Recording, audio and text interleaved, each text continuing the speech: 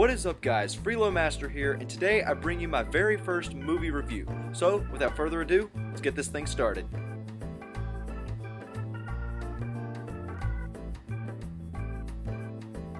So as the title indicates, I'm going to be reviewing the Cat in the Hat movie starring Mike Myers as the lead role of the cat, Spencer Breslin as Conrad, and Dakota Fanning as Sally.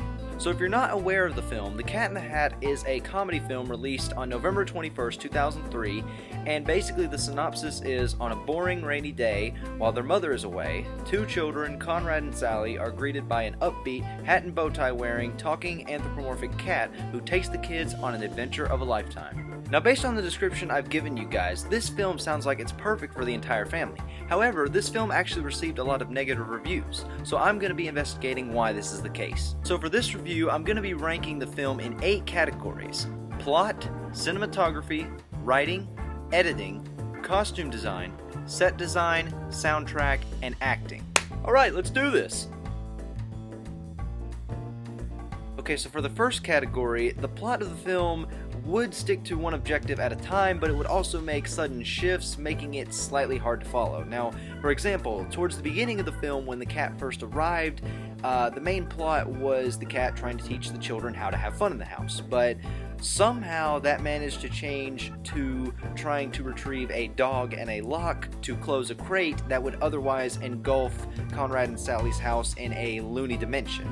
Now, I will admit that what happens in every scene, despite the sudden shifts, is somewhat intriguing. So overall, I would give the plot of the film a 6 out of 10.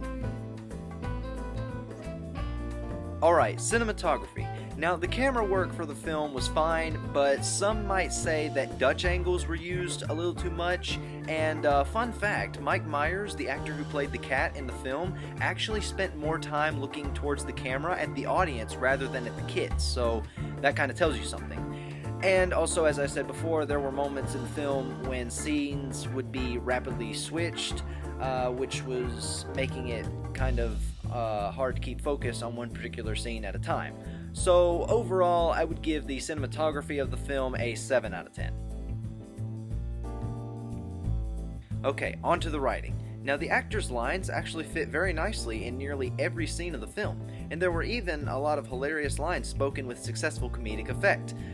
Of course, the one small mistake that occurred was that I believe that the audience couldn't actually feel what the characters were feeling in the film. Basically, they couldn't relate to their emotions, but then again, I mean, this was supposed to be a comedy film. It wasn't really meant for the audience to relate to the emotions of the characters, but overall, other than that, I would give the writing of the film a 9 out of 10.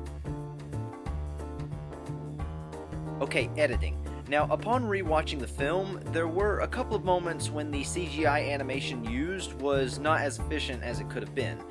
Some shapes were meshed together in a way that the audience could tell that it was obviously CGI, such as the scene where the purple goo was leaking from the crate into the house, and it was getting around all the furniture and stuff.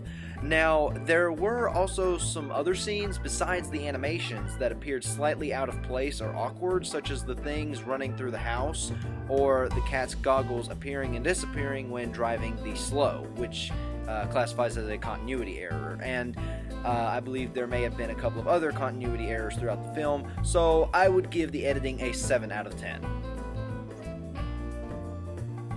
Okay, on to the costume design.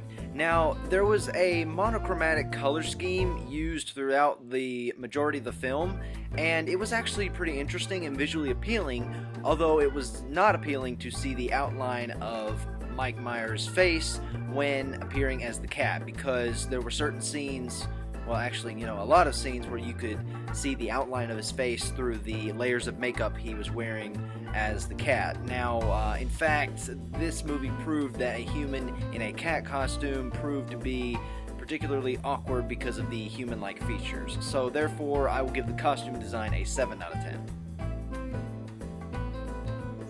Okay, so moving on to the set design. Now, the set design was just about what one would expect from the whimsical world of Dr. Seuss. It was very cartoony and completely unlike modern architecture. Now, especially the scene when the things destroyed the house was also appealing to the eye, as it gave the audience a chance to see the entire inside of Conrad and Sally's house. Now, I found this particularly interesting because usually filmmakers just use a bunch of different parts of a house to make it look like it's a whole house. But no, they actually used a scene where they tried to show all the rooms of Conrad and Sally's house. Basically, Dr. Seuss would not be disappointed with how the film used their sets. So I'll give the set design of the film an 8 out of 10. Soundtrack. Now, I don't really have much to say for this, considering that there wasn't really much of a memorable soundtrack used at all during the film, so I'll give the soundtrack of the movie a 5 out of 10. Alright, now for the last category, acting. So, everyone really understood their respective character enough to make a decent performance in the film, in my opinion. Now, the only problem was the acting of the cat, as he would sometimes seem a bit out of character by making certain innuendos and comments, not to forget the times when he looked at the camera as opposed to the kids. Of course, despite how cringy Mike Myers' performance as the cat was, it certainly was entertaining. So with that, I give the acting an 8 out of 10.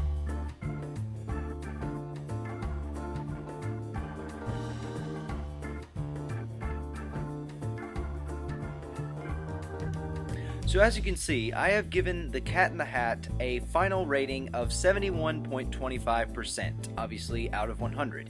Now, I'd like to make some additional comments on this score. Now, this actually, I never really realized how accurate it would be, because this is probably what I would have rated the film had I not even considered the 8 categories. Now, honestly, I feel satisfied that I can recommend this movie an approximate 7 out of 10 to anyone who asks about it, because despite the overuse of innuendos, comical ruination of the character of the cat, and other randomness and awkward scenes, I can't still help but have a liking for the film.